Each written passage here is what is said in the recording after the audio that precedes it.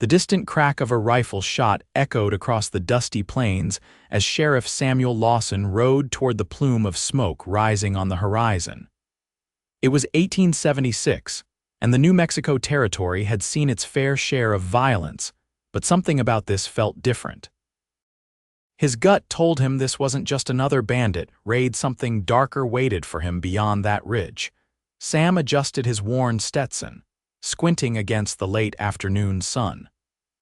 At 35, he'd spent nearly a decade keeping the peace in and around Cimarron, a small but growing settlement in Colfax County.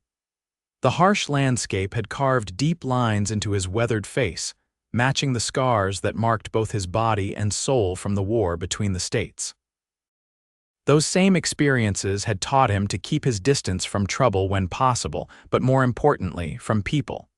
As he crested the hill, the scene below confirmed his worst fears.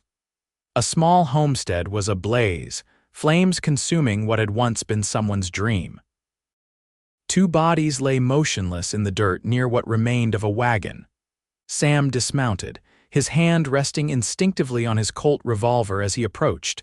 The couple had been dead for hours. The husband shot multiple times the wife. Sam looked away, jaw clenched tight. He'd seen enough death to last several lifetimes, but the savagery still affected him. This wasn't random. Whoever did this wanted something specific. A soft sound from the burnt-out cabin caught his attention. Sam drew his revolver, approaching cautiously. Anyone there? He called, voice firm but not threatening. "I'm Sheriff Lawson from Cimarron. I mean no harm." From within the charred remains of the cabin, a woman emerged, clutching a bundled blanket to her chest. Her dress was torn and smudged with soot, her honey-brown hair falling in tangled waves around a face streaked with tears and ash. But it was her eyes that struck Sam, deep amber pools of unspeakable grief mixed with defiance. "They killed them," she whispered, her voice hoarse. "My sister and her husband, they just murdered them." She swayed slightly on her feet, and Sam instinctively stepped forward to steady her. "Madam, are you hurt?" he asked, holstering his weapon. She shook her head, then glanced down at the bundle in her arms. Sam's breath caught when he realized it was a baby, somehow sleeping peacefully despite the horror surrounding them. "My niece," the woman explained. "They didn't find her. I was at the stream when they came. I heard the shots and hid with her." Sam nodded, understanding her survival now. "What's your name, madam?" "Olivia," she replied, straightening her shoulders despite her obvious exhaustion. "Olivia O'Brien, and this is Catherine." "Miss O'Brien, we need to get you and the little one to safety," Sam said, already calculating the threats. "Whoever did this might come back." She looked back at the burning cabin, then to the bodies of her sister and brother-in-law. "I can't leave them like this." "We'll come back," Sam promised, "but that child needs shelter and you need medical attention." For a moment, Sam thought she might argue, but the reality of their situation seemed to sink in. She nodded once, clutching the baby tighter. "My horse is strong enough to carry us both," Sam said, leading her toward his mount. "Cimarron is about 3 hours' ride from here." He helped her onto his horse before mounting behind her, careful to keep an appropriate distance despite their proximity. The baby stirred but remained asleep as they began the journey to town. "Sheriff," Olivia said after they'd ridden in silence for nearly an hour, "those men who did this. They were looking for something. They kept asking Elizabeth and John about a map." Sam frowned. "A map to what?" "I don't know," she admitted, "but my sister screamed that they didn't have it just before." Her voice broke. "I understand," Sam said quietly. "We'll figure this out, Miss O'Brien." "You have my word." She didn't respond, but Sam felt her shoulders stiffen with resolve. This woman had witnessed unimaginable tragedy, yet here she was, protecting her orphaned niece and seeking justice. Sam had sworn to keep emotional entanglements at bay after losing too many people he cared about. But something about Olivia O'Brien's quiet strength resonated within him. As the distant lights of Cimarron appeared on the horizon, Sam made a silent vow. He would find the men responsible for this atrocity. And for the first time in years, He allowed himself to feel something beyond duty, a connection to this grieving woman and the innocent child she protected. The small town came alive with whispers as Sheriff Lawson rode down the main street with a soot-covered woman and infant. Sam ignored the curious onlookers, guiding his horse directly to Doc Miller's office. "Doc," Sam called, dismounting quickly before helping Olivia down. "Got an emergency here." The door swung open to reveal Thomas Miller, Cimarron's only physician, a man in his 60s with kind eyes and steady hands. "What happened, Sam?" he asked, ushering them inside. "Homestead raid about 3 hours east," Sam explained as Olivia settled into a chair, still cradling the sleeping baby. "2 dead. Miss O'Brien here escaped with her niece." Doc Miller's expression darkened as he took in Olivia's disheveled appearance. "Let me check you over, Miss O'Brien." "And the little one too." "The baby first," Olivia insisted.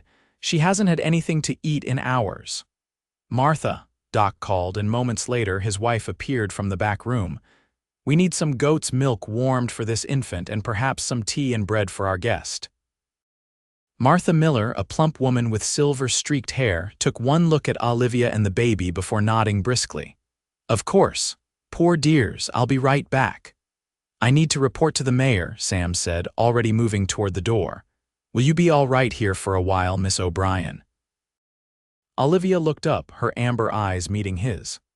"Yes, thank you, Sheriff," Sam nodded, an unfamiliar tightness in his chest. "I'll return shortly. Doc, Mrs. Miller, see to it they have everything they need."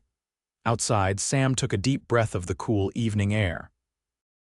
Something about this situation felt different from the usual troubles that plagued the territory.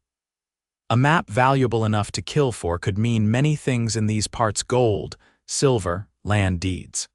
Whatever it was, Sam needed to inform Mayor Harrison and organize a burial party for the morning.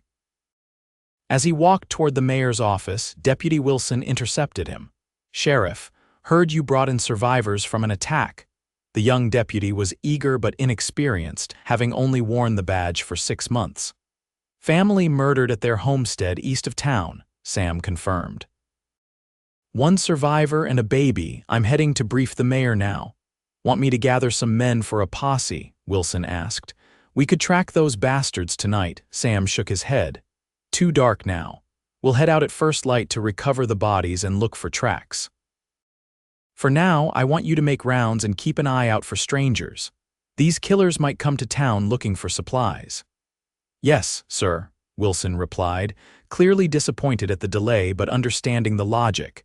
Mayor Harrison was closing his office when Sam arrived. A former businessman from St.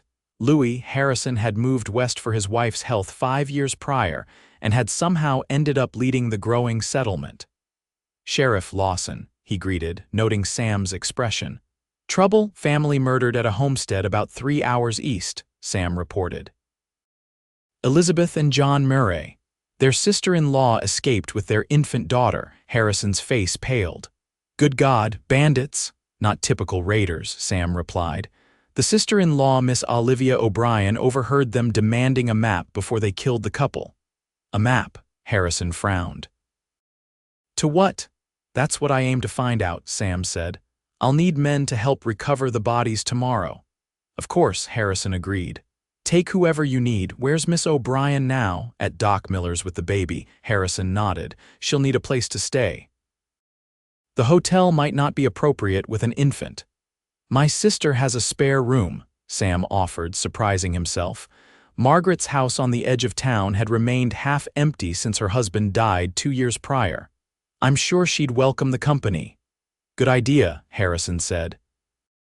"Keep me informed, Sheriff. If there are killers seeking something valuable in our region, I want them found before they harm anyone else." Sam returned to Doc Miller's office to find Olivia sitting in a rocking chair, feeding the now awake baby with a small bottle of milk. The sight stirred something unexpected within him, a warmth he hadn't felt in years. "Miss O'Brien," he said, removing his hat as he entered. "How's the little one?" "She's hungry but otherwise unharmed," Olivia replied, her voice steadier now. "Doctor Miller says it's a miracle she stayed so quiet during." Everything? Sam nodded, approaching carefully.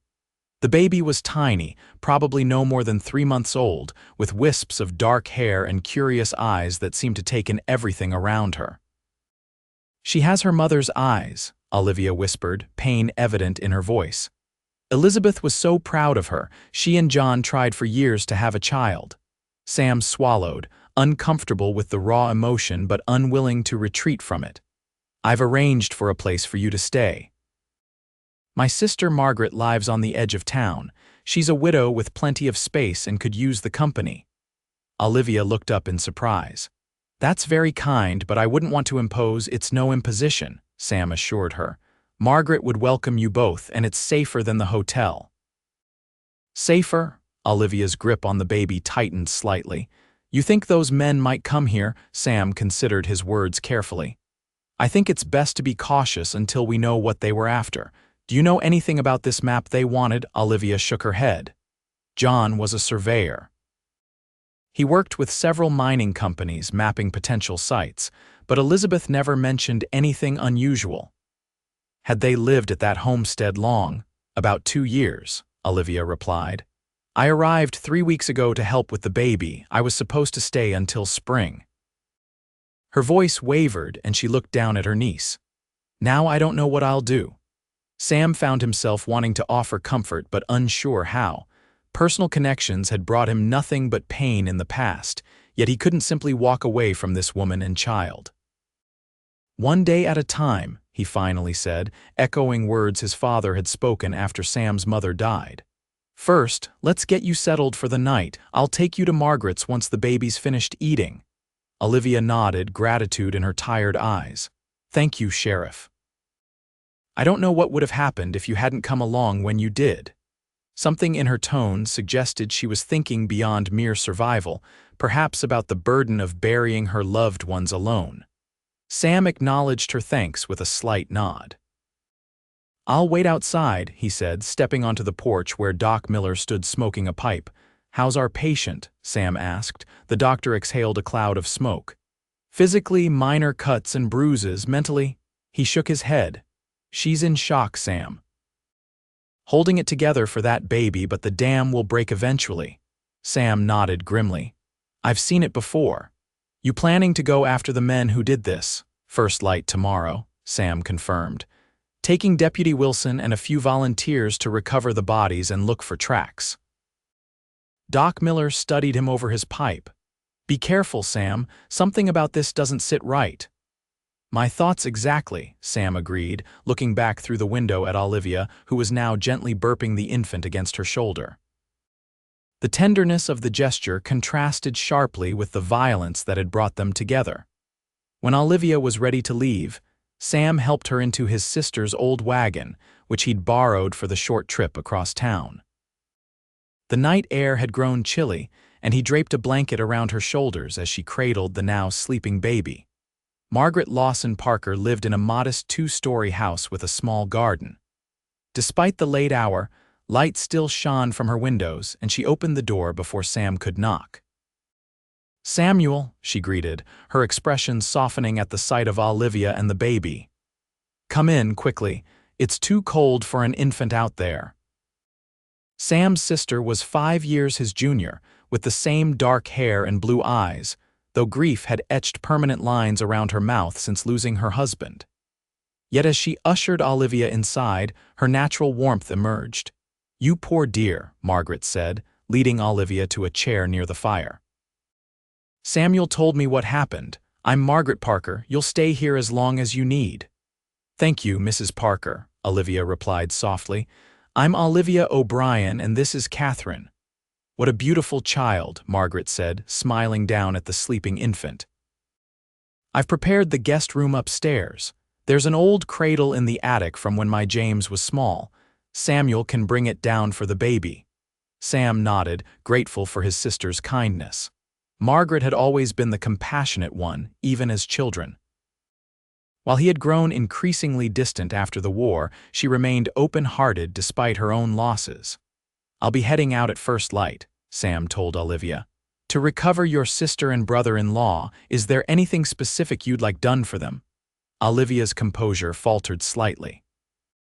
Elizabeth had a silver locket with our parents' portraits inside, if it's still.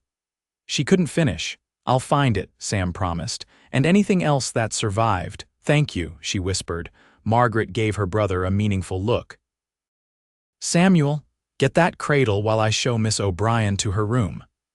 Sam retreated to the attic, finding the small wooden cradle where Margaret had said it would be. As he dusted it off, memories surfaced of his nephew James, now 7 years old and staying with Margaret's in-laws in Santa Fe for schooling. The house must seem terribly empty to his sister without her son's laughter. When he returned downstairs, Margaret was waiting alone. She's washing up, his sister explained. I gave her one of my nightgowns and some clean clothes for tomorrow. She studied her brother's face. This isn't just another case for you, is it? Sam frowned. What do you mean? I know that look, Samuel. You care about what happens to her. I care about justice, he corrected, setting the cradle down near the fire to warm it. Margaret smiled knowingly. Of course you do, but there's something about that young woman that's gotten under your skin. I haven't seen you look at anyone that way since Caroline. Sam stiffened at the mention of his late wife. Margaret, don't. His sister's expression softened. It's been 12 years, Samuel. Caroline wouldn't want you to spend your life alone. I'm not having this conversation, Sam said firmly, heading for the door. I'll stop by tomorrow after we return from the homestead.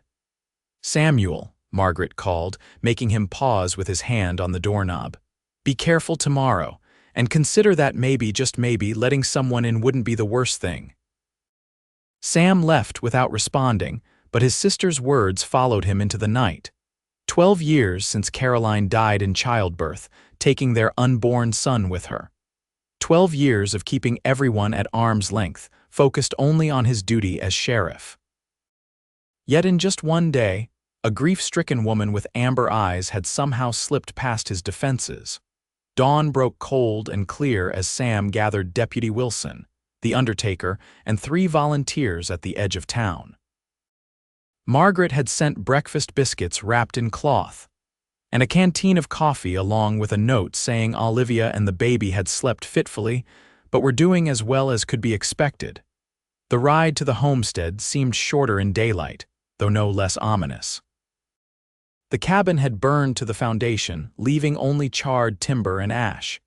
The bodies lay where Sam had found them, now stiffened by death and exposure. Jesus, Wilson muttered, removing his hat as they approached. What kind of animals would do this? The kind we're going to find, Sam replied, dismounting. Jenkins, help the undertaker with the bodies. Wilson, Peterson, let's look for tracks. Morris, see if anything survived the fire that might tell us who these people were after. The grim work of recovery began. The undertaker wrapped Elizabeth and John Murray's bodies in canvas for the journey back to town, while Sam and his men searched the surrounding area for clues. Sheriff, Peterson called from near the stream. Got some tracks here. Looks like 5 horses headed south. Sam examined the tracks, 5 riders moving fast, not bothering to hide their trail. Either they were confident no one would follow, or they were in too much of a hurry to care. Wilson, what do you make of this? Sam gestured to peculiar markings in the dirt near the wagon boot prints unlike the others. The deputy crouched down, studying the impressions. Different man. Heavier with a limp maybe. See how one print is deeper, Sam nodded, his suspicion growing that this wasn't a random attack. Keep looking. Morris emerged from the ruins, face blackened with soot, holding a metal box. Found this under the floorboards, Sheriff. Locked tight. Sam took the box, a simple document case with a small lock, somehow surviving the fire that consumed everything around it. This had to be what the killers were looking for. Anything else? Morris shook his head. Everything else is ash. Wait, he reached into his pocket. Found this too, must have fallen from the woman, a silver locket, tarnished but intact. Sam opened it carefully, revealing miniature portraits of an older couple, Olivia and Elizabeth's parents, no doubt. He slipped it into his pocket, relieved to have found the item Olivia had requested. Let's head back, Sam ordered once the bodies were secured on the wagon. We'll follow those tracks tomorrow with a full posse. The return journey was somber, each man lost in his own thoughts.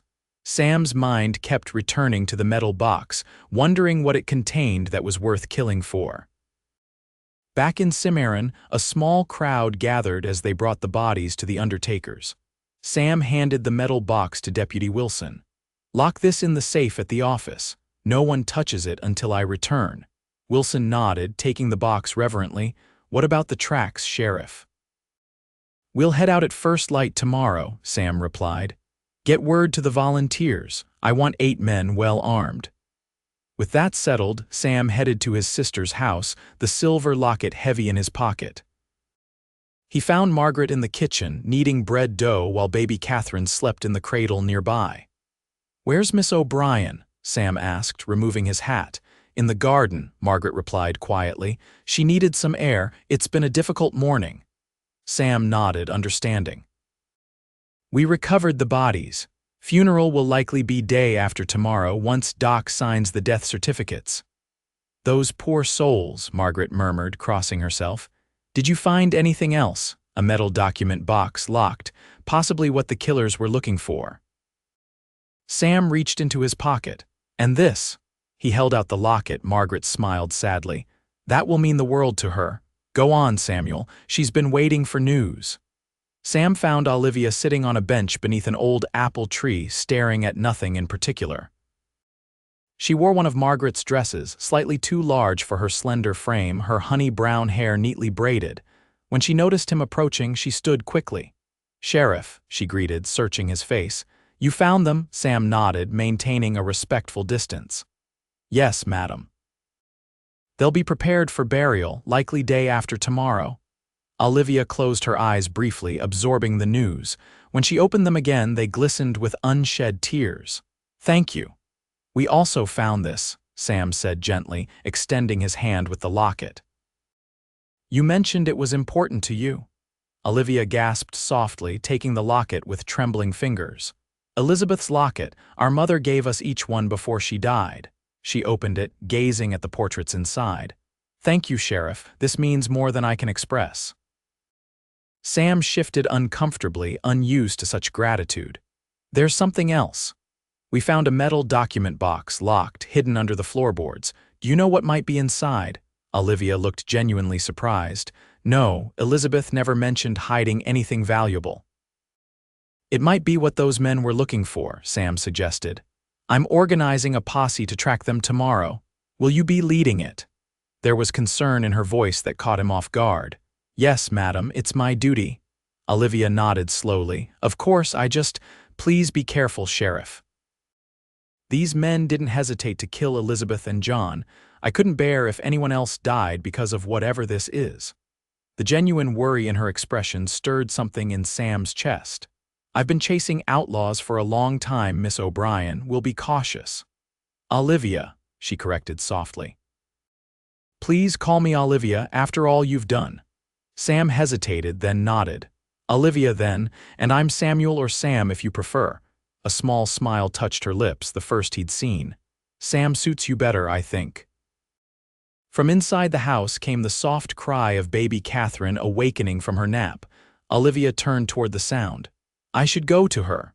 "Of course," Sam said, stepping back. "I'll return tomorrow evening with news of our pursuit."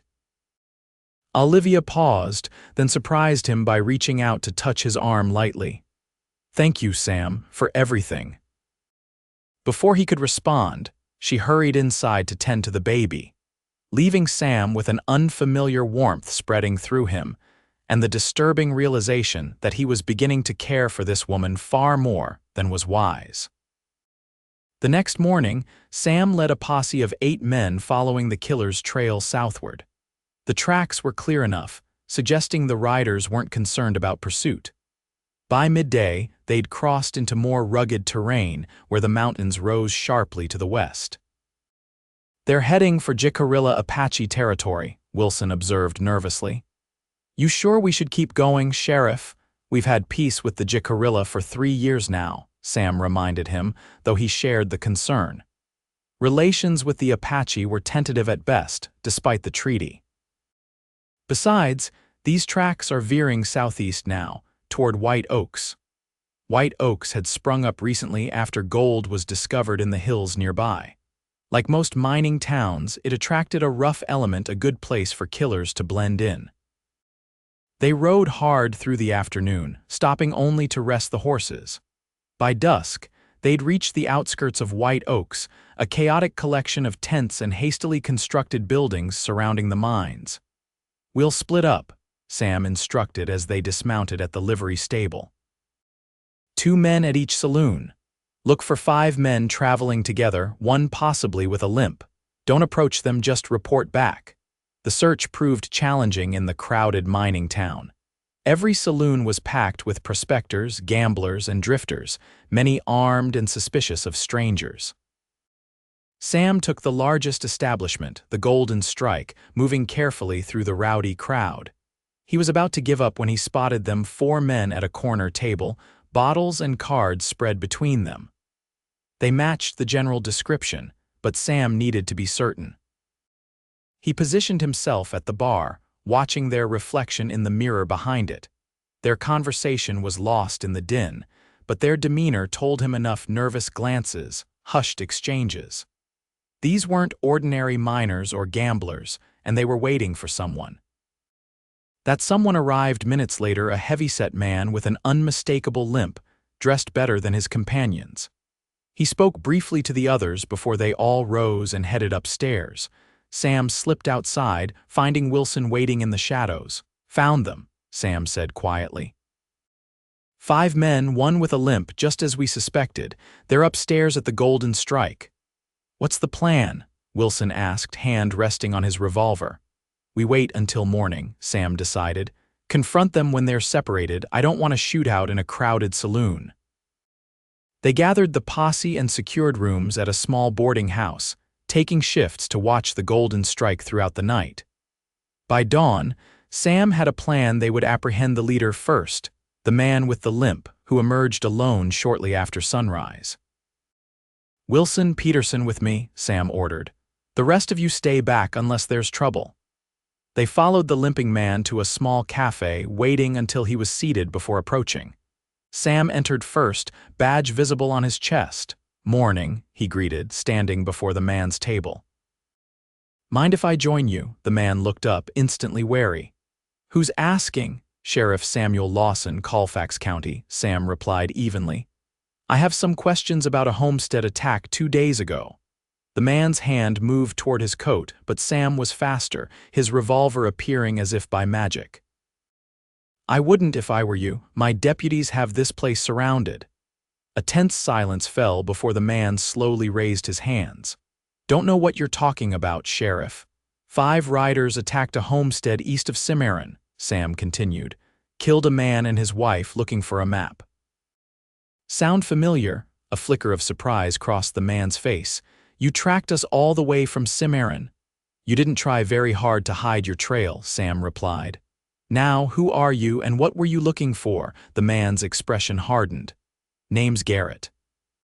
"That's all you're getting from me?" "Well, Mr. Garrett, you're under arrest for the murders of John and Elizabeth Murray," Sam said, gesturing for Wilson to cuff him. "Where are your friends?" Garrett smirked. "Probably halfway to Mexico by now." "They don't wait around when things get complicated." Sam doubted that, but played along. "Then you won't mind if we check the Golden Strike?" The flash of concern in Garrett's eyes confirmed Sam's suspicion. "Peterson, take Mr. Garrett back to our horses. Wilson with me." They left the cafe, Peterson escorting the prisoner while Sam and Wilson hurried toward the saloon. They were halfway there when gunfire erupted from an alley, Garrett's companions making their move. Sam dove for cover behind a water trough as bullets splintered the wood around him. Wilson returned fire from behind a wagon, pinning down one of the attackers. "Wilson, circle around back," Sam shouted, firing twice to provide cover. The deputy nodded, slipping between buildings as Sam continued exchanging shots with the outlaws. The gunfight drew attention, miners and townsfolk scrambling for safety while the rest of Sam's posse rushed to join the fray. One of the attackers fell to Sam's bullet, another to one of the posse members. The remaining two retreated further into the alley. Sam pursued cautiously, aware of the danger of an ambush. He rounded a corner to find Wilson locked in hand-to-hand combat with one of the men while the other took aim at the deputy's back.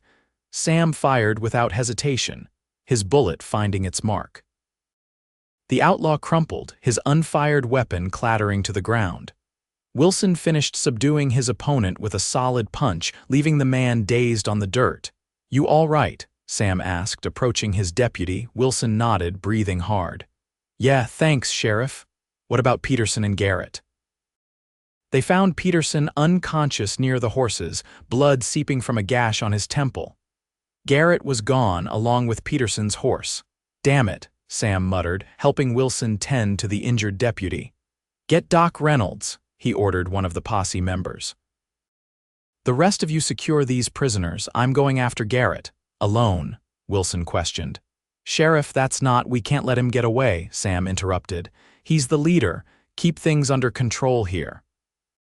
Without waiting for further argument, Sam mounted his horse and followed the fresh tracks leading south from town. Garrett couldn't have gotten far, not with his injury and unfamiliar horse. Sure enough, Sam spotted him less than an hour later, struggling to maintain his pace on the stolen mount. When Garrett realized he was being pursued, he tried to increase his speed, but the horse, exhausted from the previous day's hard ride, stumbled. By the time Sam caught up, Garrett had abandoned the horse and taken position behind a boulder, revolver drawn. "It's over, Garrett," Sam called, dismounting at a safe distance. "Throw out your weapon." "Go to hell, Sheriff," Garrett shouted back, firing wildly. Sam took cover, considering his options. Garrett was cornered, desperate, and running out of ammunition based on the frequency of his shots. Eventually, one well-placed bullet from Sam's rifle forced Garrett to drop his empty revolver with a yelp of pain. "Come out with your hands up," Sam ordered. Slowly, Garrett emerged, clutching his bleeding hand. "You've made a big mistake, Lawson," he spat. "You have no idea what you're meddling with." "Why don't you enlighten me?" Sam suggested, keeping his rifle trained on the man. Garrett sneered despite his predicament. "That map leads to more gold than you've ever dreamed of. We had a buyer lined up $50,000. Worth killing for." Sam asked coldly. "Worth everything," Garrett replied, his eyes glinting with malice, "and you'll never see a cent of it." Sam bound Garrett's wrists, ignoring his threats. "The map is locked in my office safe, and unlike you, I don't kill for gold." The return journey to White Oaks was silent, Garrett sulking in defeat while Sam contemplated his confession. A gold map worth $50,000 would attract more trouble perhaps it already had. His instinct to protect Olivia and the baby grew stronger. In White Oaks, Sam found his posse waiting with the other 3 prisoners. Peterson had regained consciousness, though Doc Reynolds insisted he rest before traveling. "We'll head back tomorrow," Sam decided. "These 4 can spend the night in the local jail." After securing the prisoners, Sam sent a telegram to Cimarron, informing Mayor Harrison of their success and warning about potential additional threats related to the map. He added a brief message for Margaret to pass to Olivia. "Murderers captured. Returning tomorrow. Stay vigilant." That night, lying on his cot in the boarding house, Sam found his thoughts returning to Olivia, her quiet strength, the grief in her amber eyes, the gentle way she cared for her orphaned niece. He'd maintained his distance from emotional entanglements for so long that these feelings were almost foreign to him. Yet as sleep finally claimed him, Sam admitted to himself what he'd been denying since finding Olivia in that burned-out cabin. Something about her had awakened a part of him long thought dead, the part that yearned for connection, for something beyond duty and solitude. Back in Cimarron, Olivia sat by the window of Margaret's kitchen, rocking Catherine while watching the road. Margaret had shared the telegram's contents, bringing both relief and new anxiety. The murderers had been captured, but Sam's warning to stay vigilant suggested the danger hadn't passed. "He'll be back tomorrow," Margaret said gently, joining Olivia at the window. "Samuel has always kept his word. Olivia nodded, adjusting the blanket around Catherine. I'm grateful for all he's done, for what you've both done. Margaret studied her thoughtfully. You know, I haven't seen my brother this invested in a case in years, not since. Since? Olivia prompted when Margaret trailed off. The older woman sighed. Since he lost his wife. Caroline died in childbirth 12 years ago along with their son. Samuel was never the same after that. He became the sheriff, dedicated to protecting others, but he stopped letting anyone get close. Olivia's heart ached at this revelation. I'm so sorry, I had no idea. Few do, Margaret replied. He doesn't speak of it, but I've noticed a change in him since he brought you here. There's a spark in his eyes again. Olivia felt her cheeks warm. Mrs. Parker, Margaret, please. Margaret, Olivia corrected with a small smile. I'm just a responsibility to your brother, a woman in trouble that he's duty-bound to protect. Margaret's knowing smile suggested she thought otherwise, but she didn't press the issue. Well, duty or not, he'll see this through, and speaking of duty, we should prepare for your sister's funeral tomorrow. The reminder brought fresh grief washing over Olivia. Yes, of course. I need to select something for Elizabeth and John to be buried in.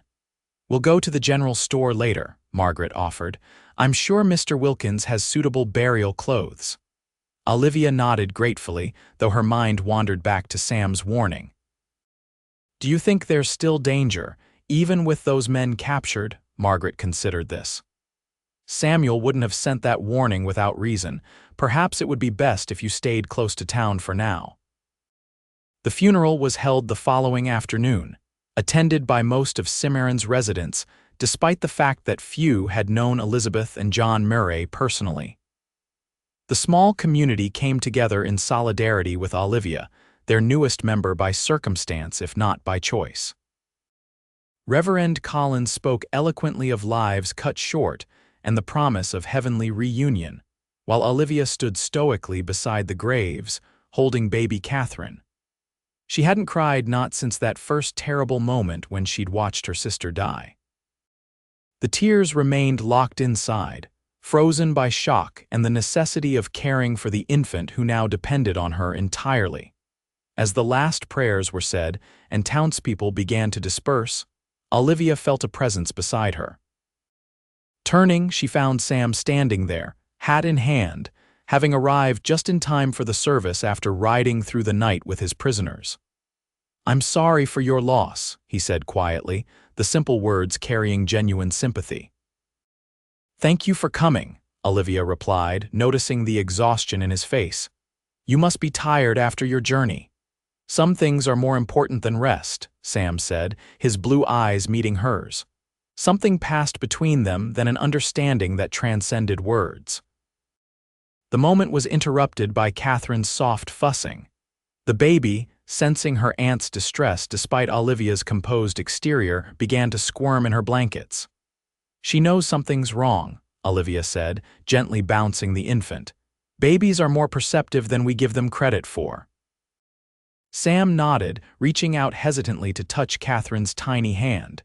The baby immediately grasped his finger, her grip surprisingly strong for one so small. She's a fighter, Sam observed with the ghost of a smile. Like her aunt. Olivia felt warmth spread through her chest at his words. I don't feel very strong most of the time. Strength isn't about how you feel, Sam replied. It's about what you do despite those feelings. He paused, seeming to debate whether to continue. We need to talk about what happened, about the map and what might come next. Olivia glanced around at the cemetery, now empty except for the gravediggers filling in the fresh graves. Not here. Of course, Sam agreed. Tonight, after you've had some time, I'll come by Margaret's. True to his word, Sam appeared at Margaret's door that evening.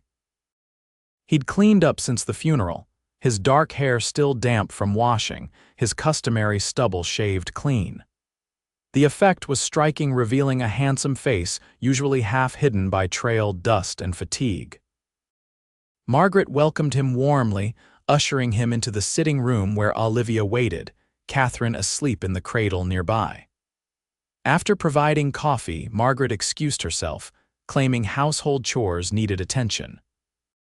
Once alone, Sam sat across from Olivia, placing a small metal box on the table between them. "This is what they were looking for," he explained. "A locked document box found beneath the floorboards of your sister's cabin. The leader of the attackers, a man named Garrett, claimed it contains a map to a gold deposit worth $50,000. Olivia stared at the box in disbelief. Elizabeth never mentioned anything about gold or maps. John was a surveyor, but he worked mostly for ranchers and railway companies.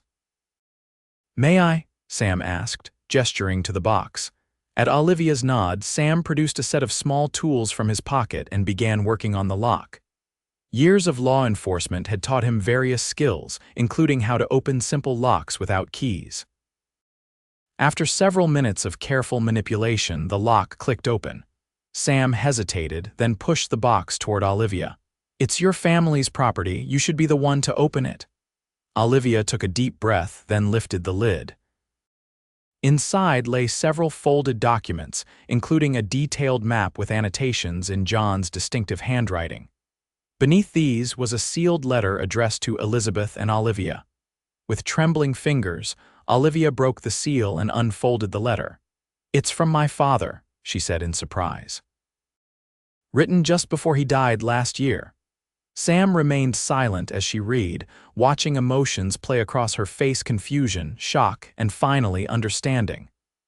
"My father was a geologist before he became a teacher," Olivia explained, looking up from the letter. "During an expedition in these territories 20 years ago, he discovered a rich gold vein in an unmarked canyon. He kept it secret, hoping to return someday and stake a proper claim." She continued reading. "He never got the chance, but before he died, he gave John the coordinates and this map, making him promise to secure the claim legally for both his daughters' futures." Olivia's voice cracked. "Elizabeth never told me. She was probably waiting for the right moment." "And somehow, Garrett and his men learned about it," Sam concluded. "Did your father tell anyone else about this discovery?" Olivia shook her head, then paused. "Wait, the letter mentions a former expedition partner named Whitaker. Father wrote that Whitaker became obsessed with finding the gold again, but without the exact coordinates, he never could." "Whitaker," Sam repeated, the name triggering a memory. "There's a Harold Whitaker in Santa Fe, a wealthy businessman with mining interests, if he hired Garrett's gang." "Then he's responsible for Elizabeth and John's deaths," Olivia finished, her expression hardening. "And he might still be looking for this map." Sam nodded grimly. "Which means you and Catherine could still be in danger, especially if Garrett managed to get word to him before we captured the gang." "What do we do?" Olivia asked, unconsciously moving closer to the sleeping baby. Sam considered their options. "For now, keep this discovery between us. I'll send inquiries about Whitaker, see what connections he has in these parts. And the gold, that's your decision," Sam said. "It's your inheritance, but claiming it might draw unwanted attention." Olivia gazed at the map thoughtfully. It was meant to secure Catherine's future. Elizabeth would want her daughter provided for. "We'll figure it out," Sam promised. "But first, we need to ensure you're both safe." The intimacy of the moment, the shared secret, the mutual concern, the use of "we" wasn't lost on either of them. Something had shifted between them, moving beyond the boundaries of sheriff and victim toward something deeper. As if sensing the change, Catherine awoke with a small cry. Olivia rose to attend to her, lifting the baby from the cradle with practiced ease. "She's probably hungry," Olivia explained, cradling Catherine against her shoulder. "I should prepare her bottle." Sam stood, suddenly aware of how domestic the scene felt. "I should go. It's been a long day for you." "Sam," Olivia said, stopping him at the door. "Thank you. Not just for capturing those men, but for everything. I don't know what Catherine and I would have done without you." Sam swallowed, unaccustomed to such gratitude or to the way his name sounded on her lips. "Just doing my job, Olivia." "We both know it's more than that," she replied softly. Their gazes held for a long moment before Sam nodded once and stepped outside into the cool night air. more certain than ever that Olivia O'Brien had somehow worked her way past his carefully constructed defenses. Over the next week, a tenuous routine emerged. Sam divided his time between sheriff's duties and discreet inquiries about Harold Whitaker, while Olivia adjusted to life in Cimarron as Catherine's guardian. The town quickly embraced them, both the brave young woman who'd survived tragedy and the orphaned baby she protected. Margaret proved an invaluable ally, teaching Olivia about caring for an infant and providing emotional support during moments when grief threatened to overwhelm her. The two women developed a friendship that benefited them both, Margaret finding purpose again after years of quiet mourning, and Olivia gaining a maternal figure in a time of desperate need. Sam visited daily, initially under the pretense of updating Olivia on his investigation, but increasingly because he simply wanted to see her. He found himself lingering longer each time, drawn to her resilience, and the way her amber eyes brightened when she spoke of her plans for Catherine's future. For her part, Olivia began to anticipate Sam's visits with an eagerness that both excited and frightened her. Grief for Elizabeth and John remained a constant ache, but Sam's presence somehow made it bearable. His quiet strength and unfailing support created a sanctuary within which she could begin to heal. 9 days after the funeral, Sam arrived at Margaret's with troubling news. "Whitaker is in Santa Fe," he reported, accepting a cup of coffee from Margaret before she tactfully excused herself. "My contacts confirm he's been asking questions about Garrett's gang and their activities near Cimarron." Olivia tensed, instinctively glancing toward Catherine, who was playing on a blanket nearby. "Does he know about me, about Catherine?"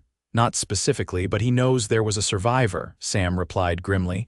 "It's only a matter of time before he connects the dots." "What should we do?" Olivia asked, the familiar fear returning. Sam hesitated, then met her gaze directly. "I think you should leave Cimarron, at least temporarily. Go somewhere Whitaker wouldn't think to look while I handle him." "Leave?" Olivia repeated, dismayed at the prospect.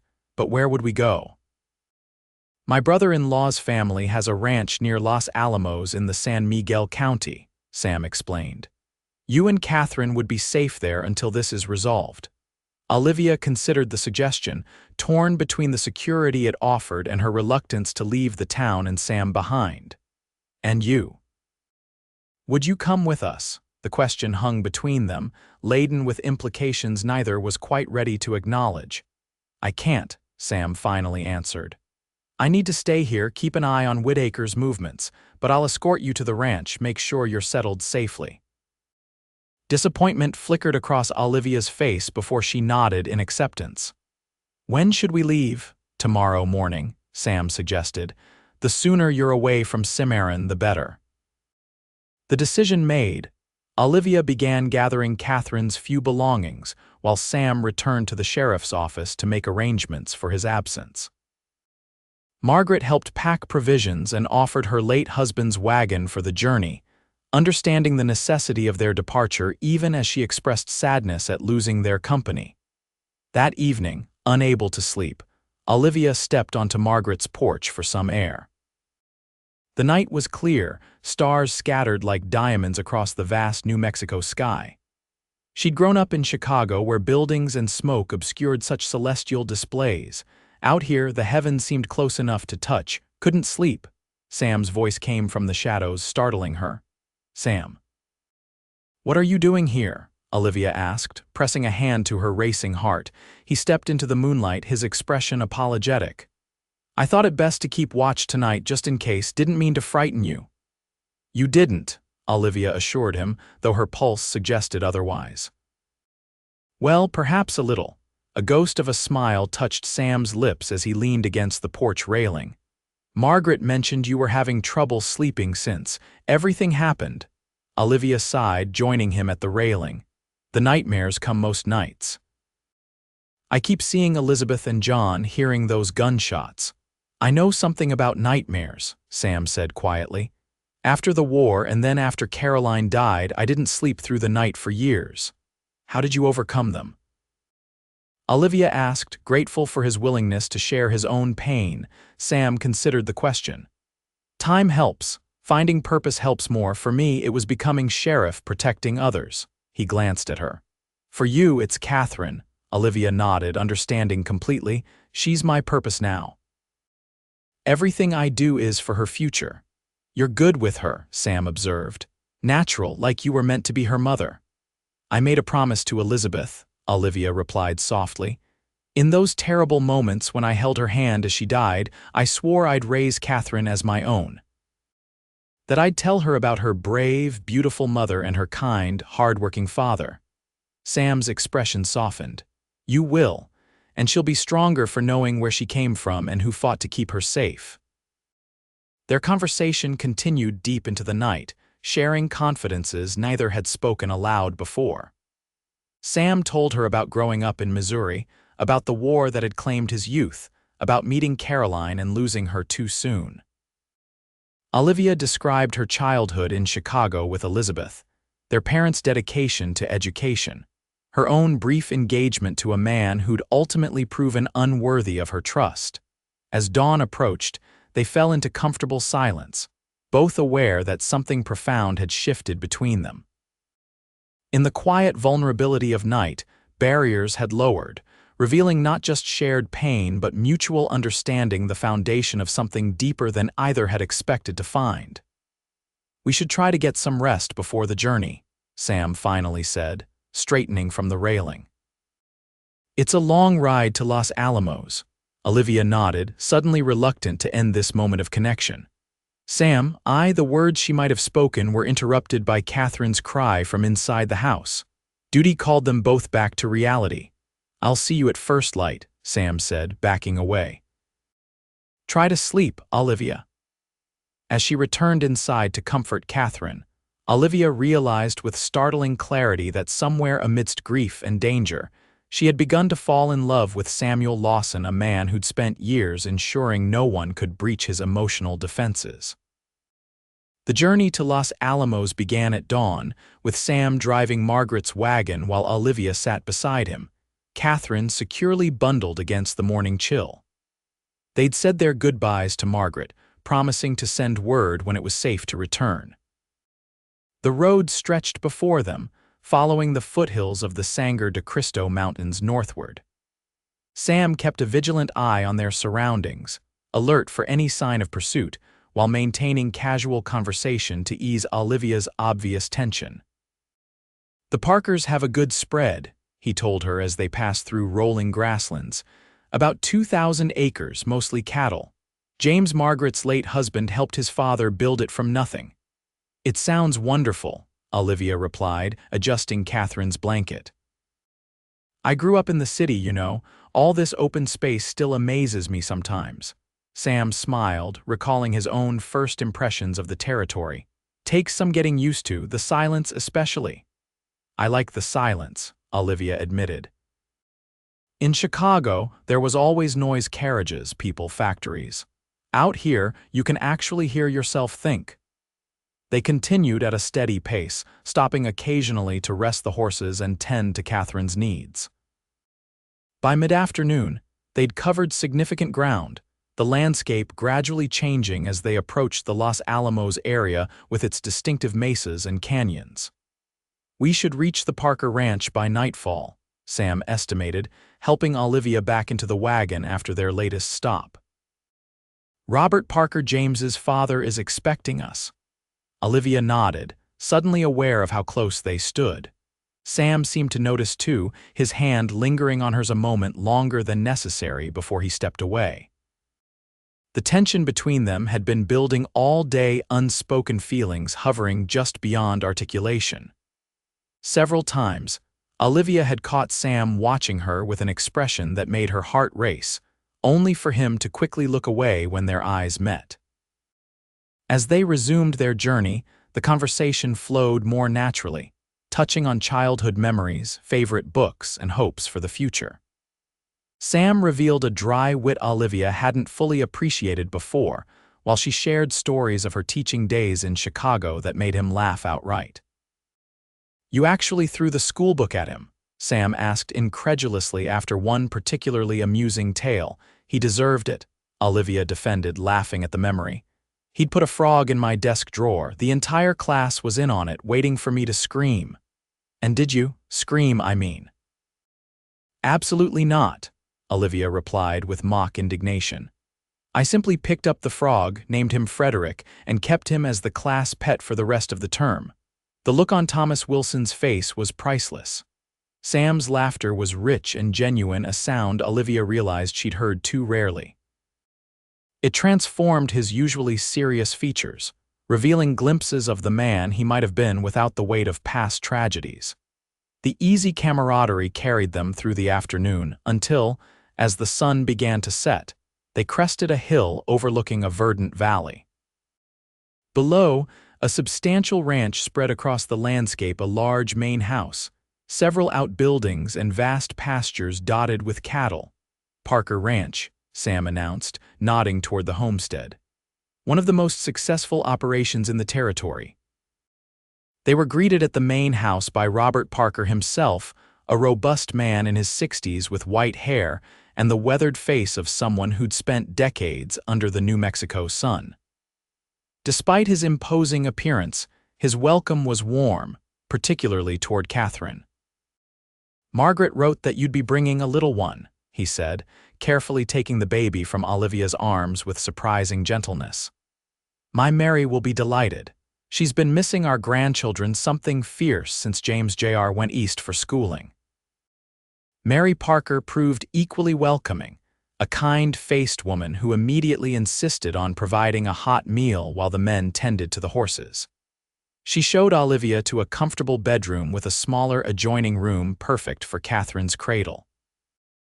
You'll be safe here, dear, Mary assured her, helping arrange Catherine's few belongings.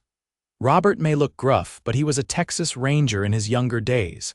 Nobody causes trouble at Parker Ranch. The simple statement provided more comfort than elaborate reassurances might have. After days of constant vigilance, the promise of genuine security allowed Olivia to relax slightly for the first time since the attack. Dinner that evening was a pleasant affair, with Robert sharing stories of the ranch's early days and Mary asking gentle questions about Olivia's background. Sam remained quieter than usual, contributing occasionally to the conversation but seeming distracted. After the meal, when the older couple had retired and Catherine was asleep in her cradle, Sam and Olivia found themselves alone on the porch. The night was cool but not uncomfortable, the silence broken only by distant coyote calls and the soft creak of the porch swing where they sat. You'll be safe here, Sam said, echoing Mary's earlier assurance. Robert was underselling his experience. He was one of the most respected rangers in Texas before settling here. Olivia nodded, acutely aware of Sam's proximity on the narrow swing. How long will you stay before returning to Cimarron? Just tonight, Sam replied, regret evident in his voice. I need to get back, keep tabs on Whitaker's movements. The imminent separation weighed heavily between them. Tomorrow, Sam would ride back to face a potentially dangerous adversary, while Olivia would remain here, safe but separated from the man who'd become increasingly important to her. I wish you didn't have to go, Olivia admitted softly, staring at her hands folded in her lap. Sam was silent for so long that she feared she'd overstepped. When she finally gathered the courage to look at him, his expression took her breath away, intense, vulnerable, conflicted. Olivia, he began, his voice rougher than usual. I've spent 12 years keeping everyone at arm's length, convinced myself it was safer that way for them and for me. Then you came into my life and everything changed. Her heart pounded as he continued. I find myself thinking about you when I should be focused on work, worrying about you when I should be sleeping, wanting to be near you even when there's no logical reason for it. He exhaled slowly. I've fought it every step of the way, but I can't seem to win this battle. Perhaps it's not a battle that needs winning, Olivia suggested quietly, reaching for his hand. Sam looked down at their joined hands, then back to her face. I'm not good at this, Olivia, at letting people in, at risking the pain that comes with caring too much. Neither am I, she confessed. After Elizabeth and John, I was ready to build walls around myself and Catherine to trust no one. But you, she squeezed his hand gently, you made me feel safe enough to hope again. The admission hung between them, honest and raw. Sam's free hand rose hesitantly to her face, his calloused fingers tracing her cheek with surprising tenderness. I can't promise I won't make mistakes, he whispered. This is unfamiliar territory for me. Olivia leaned slightly into his touch. We'll find our way together. Something broke in Sam's expression, then the last resistance crumbling beneath the weight of emotions too powerful to deny. Slowly, giving her every chance to pull away, he leaned forward until their lips met in a kiss that began tentatively, but quickly deepened into something more profound. When they finally parted, both slightly breathless, Sam rested his forehead against hers. I've wanted to do that since that night on Margaret's porch, he admitted. Olivia smiled, a warmth spreading through her that had nothing to do with the mild evening. What took you so long, Sheriff Lawson? His answering chuckle rumbled pleasantly against her. Stubbornness, fear, take your pick. They remained on the porch until the night air grew too chill to ignore, talking softly about everything and nothing, exchanging occasional kisses that grew increasingly confident.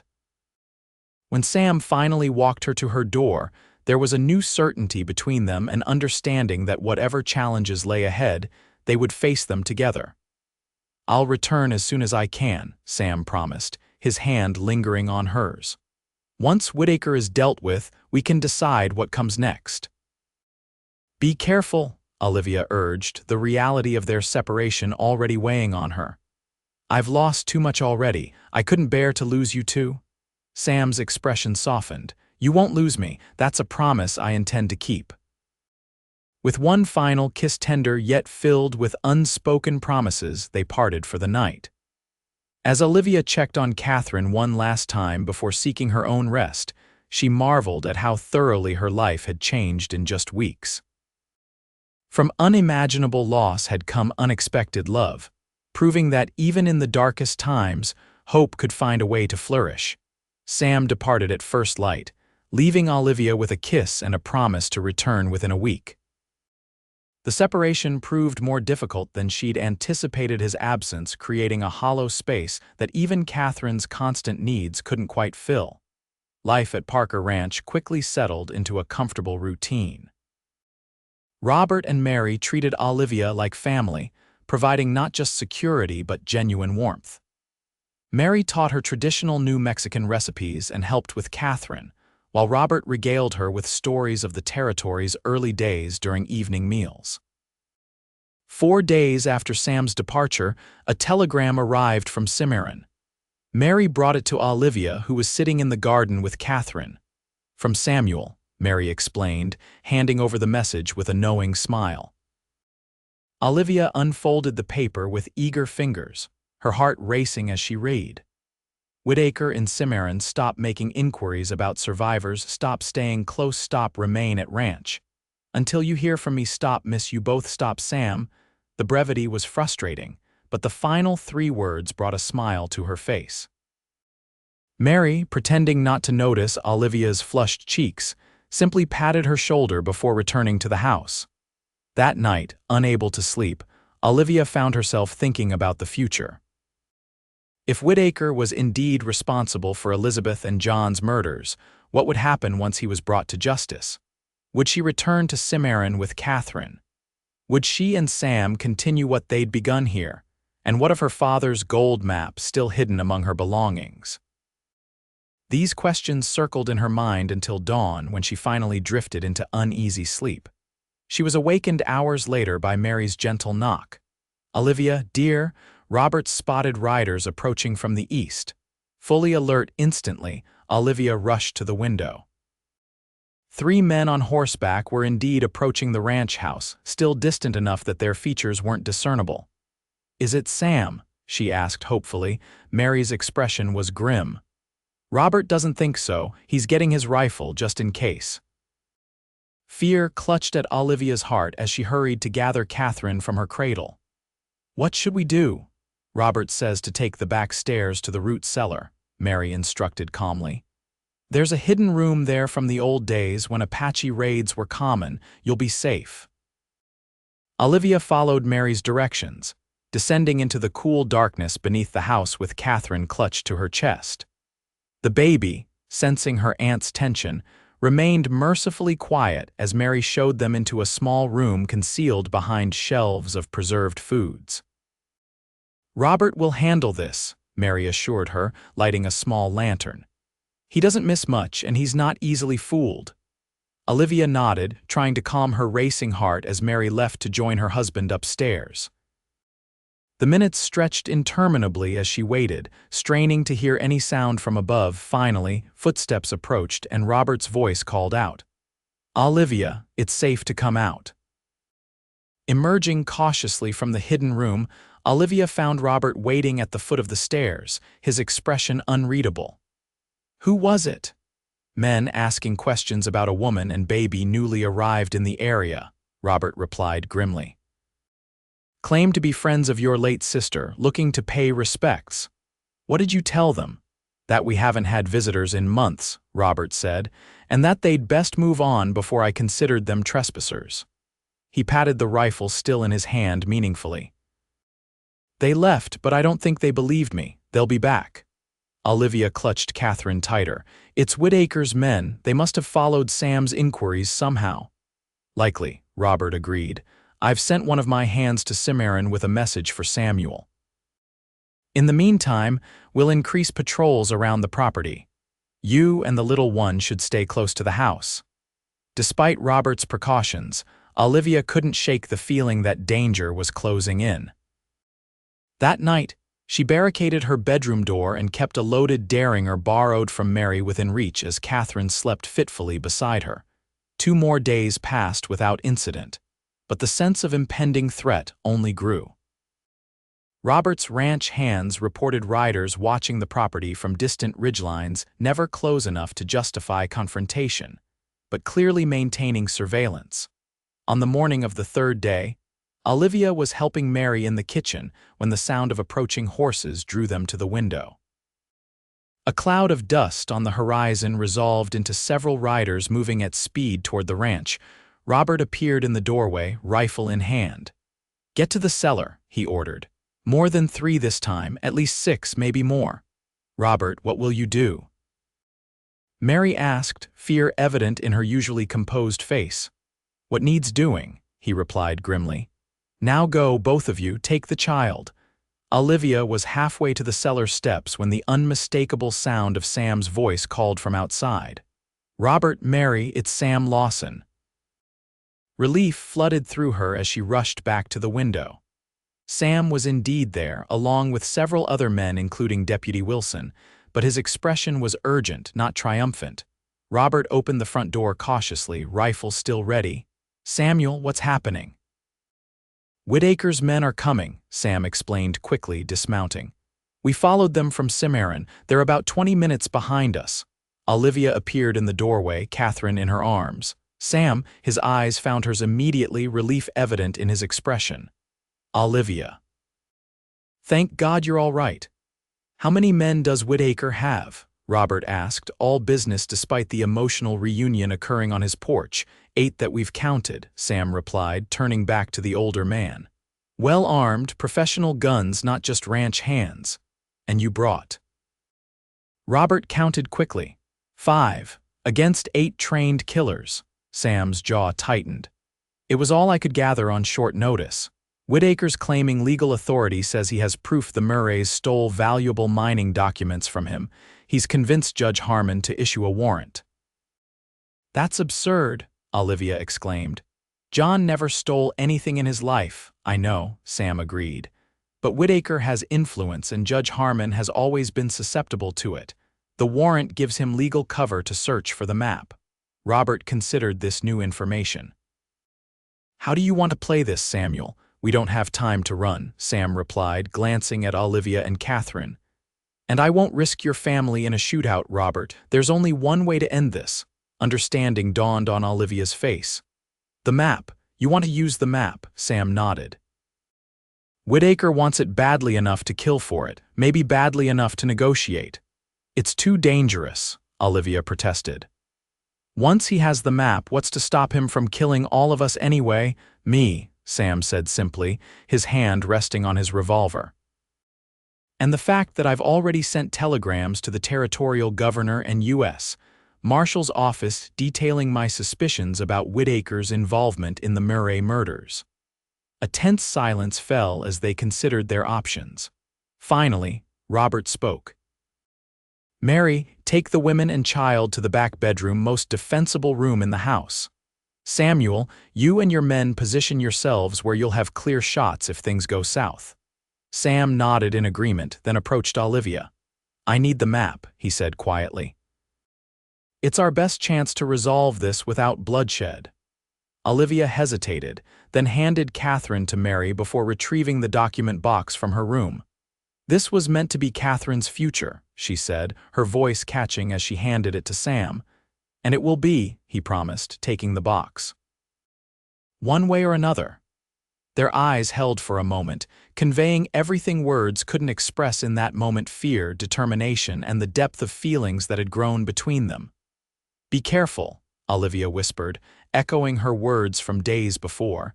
Sam's hand found hers briefly. Stay with Mary. No matter what you hear, don't come out until one of us comes for you. The next 20 minutes passed in agonizing slowness as they prepared. Sam and his men took positions around the property while Robert remained on the porch, the very image of a territorial rancher defending his land.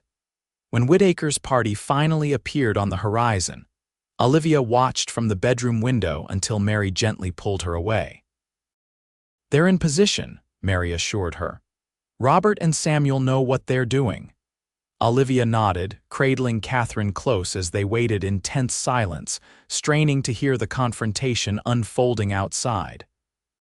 Harold Whitaker proved to be a surprise, not the hardened frontier businessman Sam had expected, but an elegantly dressed gentleman of about 60, with silver hair and the cultured accent of Eastern education. He approached the house with the confidence of someone accustomed to getting his way, flanked by men who were clearly hired guns rather than business associates. Mr. Parker, Whitaker greeted Robert coolly. I understand you've been harboring fugitives on your property. Robert remained impassive. No fugitives here, Mr. Whitaker, just family friends. I have a warrant, Whitaker countered, producing an official-looking document. For the arrest of anyone in possession of property stolen from Whitaker Mining Enterprises. I'm familiar with the warrant, Sam said, stepping onto the porch beside Robert. Sheriff Samuel Lawson, Colfax County. Judge Harmon's authority doesn't extend to San Miguel County without my endorsement. Whitaker's expression hardened.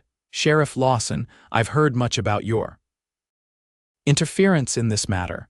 Perhaps you'd care to explain why you're harboring thieves and murderers. The only murderers I know of are the men you hired to kill John and Elizabeth Murray, Sam replied evenly. Men currently sitting in Cimarron's jail awaiting trial.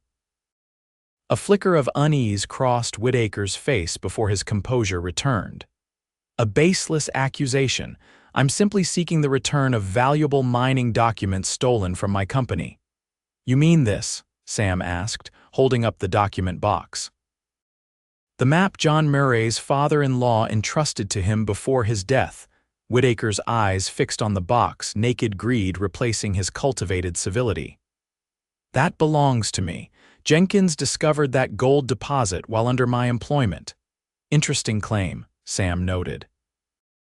Considering Albert Jenkins' expedition preceded your arrival in the territory by nearly 5 years, according to territorial records. The standoff stretched taut as Whitaker considered his options, clearly calculating whether his hired guns could overcome Sam's smaller force. What do you propose, Sheriff? Whitaker finally asked, recognizing the stalemate. The map for your withdrawal, Sam replied.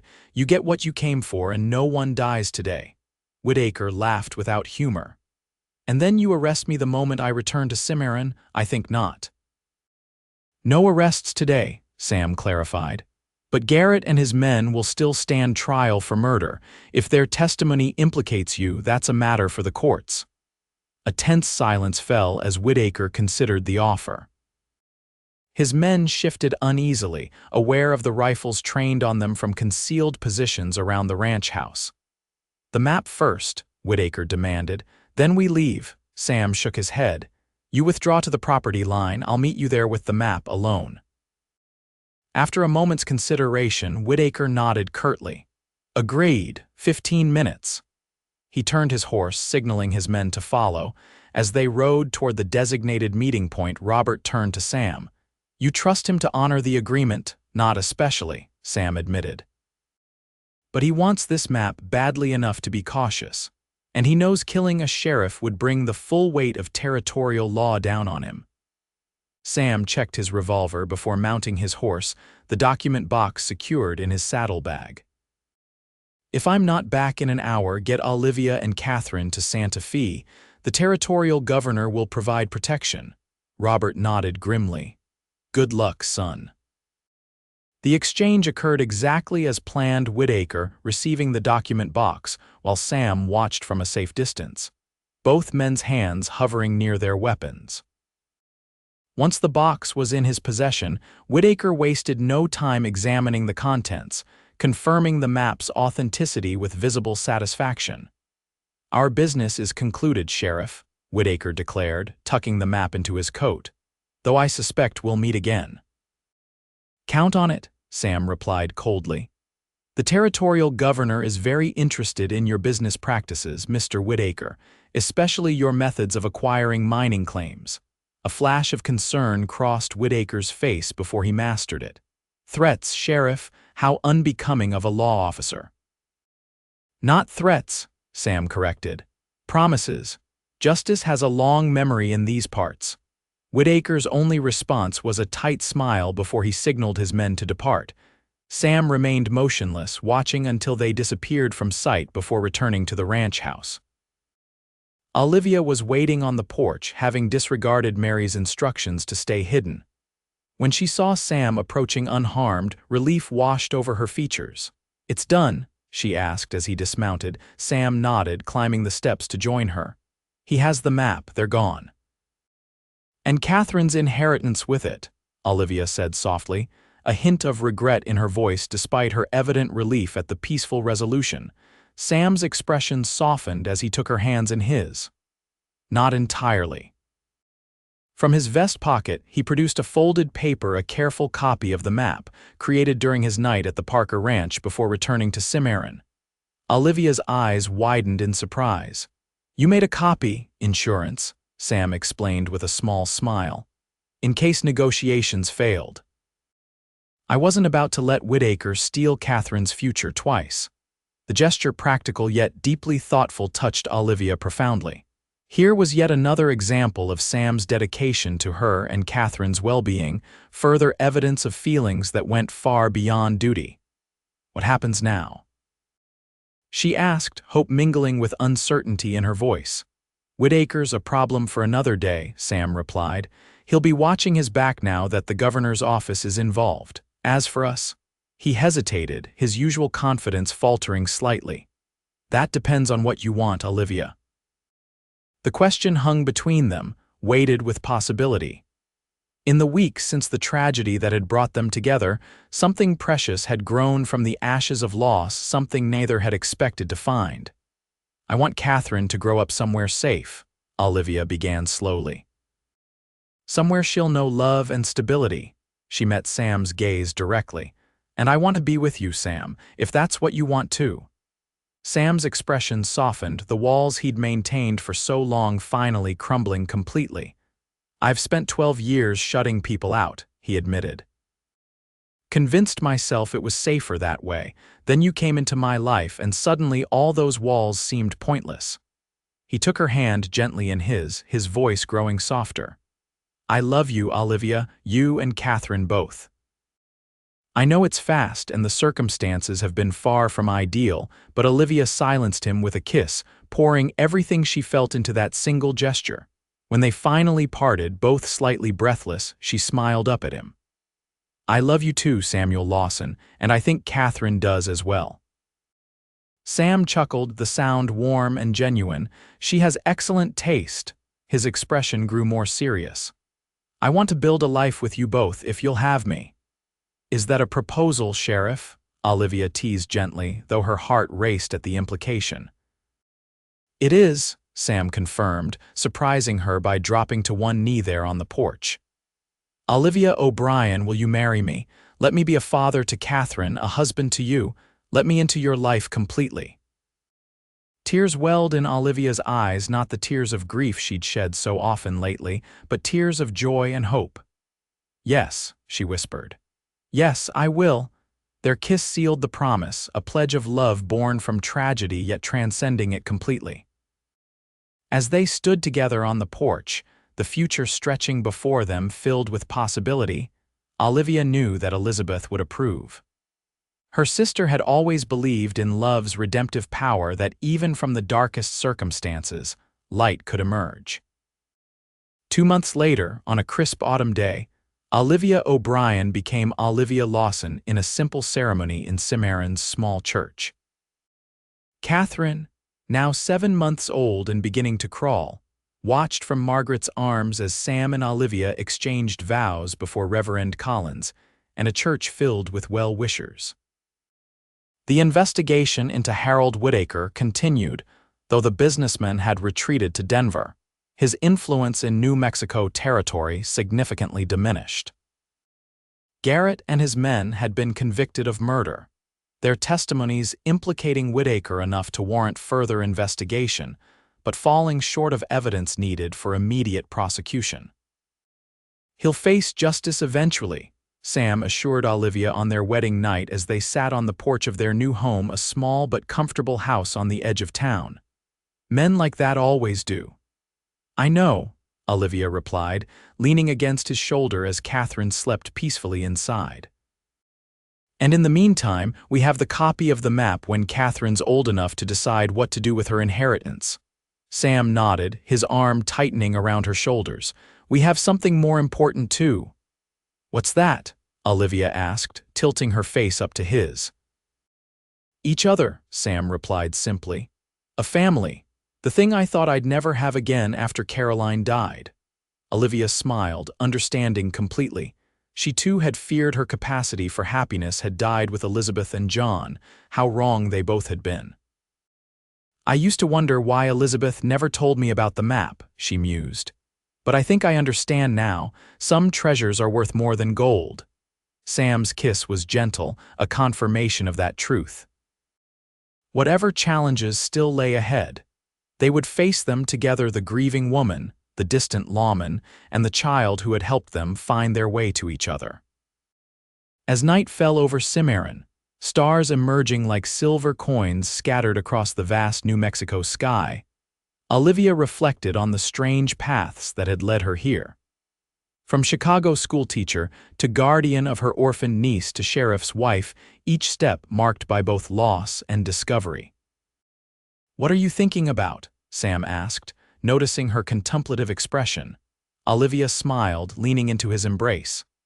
"Just that grief opened a door I never expected to walk through, and I'm grateful, despite everything, that you were waiting on the other side." Sam's hand found hers in the darkness, their fingers intertwining just as their lives had. "Let me in," he'd said that night on the Parker Ranch porch, his usual guardedness momentarily abandoned. She had, and in doing so, had also found her way into the heart he'd kept closed for so long. Some treasures, indeed, were worth far more than gold. Spring came to Cimarron in a riot of wildflowers and new beginnings. Catherine took her first steps in the garden behind the Lawson home, tottering between Sam and Olivia with determined concentration on her small face. Her delighted laugh when she succeeded brought tears to Olivia's eyes, bittersweet tears that acknowledged Elizabeth and John's absence while celebrating their daughter's milestone. "She has Elizabeth's determination," Olivia observed as Sam swung Catherine into the air, eliciting more giggles from the little girl. "And John's steadiness," Sam added, settling Catherine on his shoulders. "She's going to be a force to reckon with." Life had settled into a pleasant rhythm. Sam continued his duties as sheriff, though he'd trained Deputy Wilson to handle more responsibilities, allowing him more time with his new family. Olivia had begun teaching at Cimarron's small school 3 days a week, with Margaret happily watching Catherine during those hours. The copy of Albert Jenkins' gold map remained secured in a hidden compartment beneath their bedroom, floorboards a legacy waiting for Catherine when she came of age. They had decided not to pursue the claim immediately, recognizing that Whitaker would be watching for any activity near the site. "Time is on our side," Sam had reasoned. "The gold has been there for thousands of years. It can wait a few more." News from Santa Fe suggested Whitaker had indeed found the location using the original map, but establishing a working mine required resources and manpower he was struggling to secure. His reputation had suffered following the Murray case, with many former business associates distancing themselves from his ventures. On a warm evening in late May, as they sat on their porch watching the sunset paint the distant mountains in shades of gold and purple, Sam surprised Olivia with news.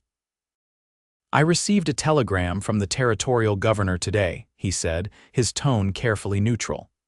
"He's offered me a position as U.S. Marshal for the Northern District." Olivia turned to him in surprise. "Sam, that's wonderful, a recognition of everything you've accomplished here." Sam nodded, though uncertainty lingered in his expression. "It would mean more travel, possibly moving to Santa Fe eventually. Is that what's troubling you?" Olivia asked, understanding his hesitation.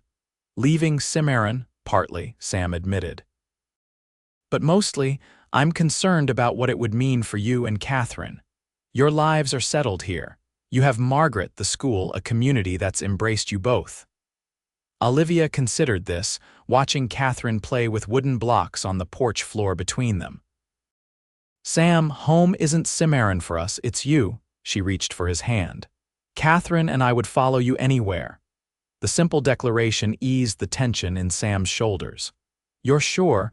Santa Fe is larger, more crowded, different from what you've grown accustomed to here." "I grew up in Chicago," Olivia reminded him with a smile. "I think I can manage Santa Fe. Besides, there are excellent schools there for Catherine when she's older." Sam squeezed her hand gratefully. "I'll accept the position then. We can take our time with the transition, do what's best for all of us." As twilight deepened around them, Catherine abandoned her blocks to climb into Sam's lap, her small hands patting his face in a gesture that never failed to melt his heart. For a man who had once kept everyone at arm's length, the unconditional love of this child, now legally his daughter following the adoption papers, he and Olivia had filed months earlier, remained something of a miracle. "Papa," Catherine declared sleepily, using the word she'd recently mastered. Sam gathered her close, his eyes meeting Olivia's over their daughter's dark curls. The shared look conveyed everything: gratitude for the family they'd forged from tragedy, hope for the future they were building together, and love that continued to deepen with each passing day.